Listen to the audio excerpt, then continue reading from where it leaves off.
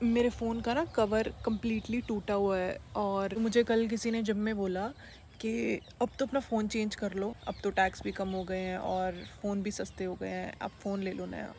तो 2-4 सेकंड के लिए तो मैं ऐसे हैरान हो गई कि भाई मतलब ऐसे कैसे कोई किसी को एडवाइस दे सकता है कि भाई अब नया फ़ोन ले लो।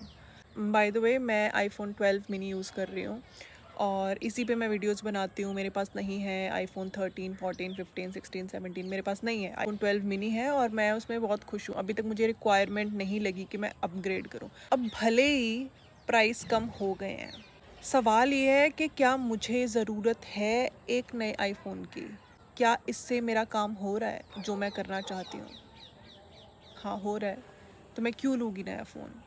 चलो मैं हूँ, ठीक है, आपको लगा कि इसके पास पैसे होंगे, ये नया फ़ोन ले लेगी।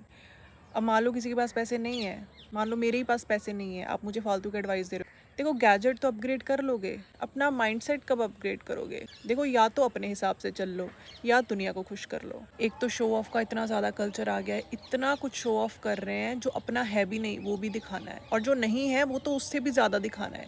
बस दिखाते ही रहें और दिखा दिखा के पता नहीं कौन सी नकली खुशी इन लोग को मिल रही है। और जो रैट रेस में सब लोग दौड़ रहे हैं ना, कुछ प्रूव करने के लिए, अपने आप को जो है ही नहीं वो दिखाने के लिए।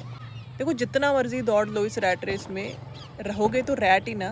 और इस दुनिया में जो ट्रेंड्स चल रहे हैं, लोग एक ही चीज़ को फॉलो करते जा रहे हैं करते जा रहे हैं। भले ही कोई कपड़ा हो गया, भले ही कोई वैसे सोशल मीडिया पे ट्रेंड हो गया, लोग फॉलो करते जा रहे हैं करते जा रहे हैं। पता है जिस तरीके से भेड़ों की तरह, भेड्डां कहते हैं पंजाबी च, जिस तरीके से ये भेड्डां दी तरह है ना, लोग एक ही डायरेक्शन में जाए जा रहे हैं जाए जा रहे हैं जाए जा रहे हैं ना, ऐसी भीड़ में ना मुझे अकेले खड़े रहने में भी बहुत खुशी है। मैं बहुत खुश हूँ अकेले खड़े रह के। भले ही मैं उन जैसी नहीं दिखूंगी, भले ही मैं उन जैसे काम नहीं करूँगी, भले ही मैं उन जैसा लाइफस्टाइल नहीं जीऊँगी, बट उसमें भी मैं बहुत खुश हूँ। एटलीस्ट मैं ऑथेंटिक तो हूँ, एटलीस्ट मैं रियल तो हूँ, एटलीस्ट मैं वो तो दिखा रही हूँ जो मैं हूँ। एटलीस्ट मैं स्ट्रेंजर्स को खुश करने की कोशिश तो नहीं कर रही हूँ। अनजान लोग जिनको खुश करने के लिए आप इतने पैसे खर्च कर रहे हो, है ना, कि मेरे पास ये होना चाहिए, वो होना चाहिए, वरना लोग मेरे बारे में सोचेंगे इसका तो स्टैंडर्ड नहीं है, इसका तो लेवल बहुत नीचे है। कौन है ये लोग? मेरे लिए तो एग्जिस्ट ही नहीं करते इस दुनिया में ये लोग। और लोगों को खुश करने के लिए मैं ज़िंदगी में कुछ नहीं कर सकती और किसी को करना चाहिए भी नहीं।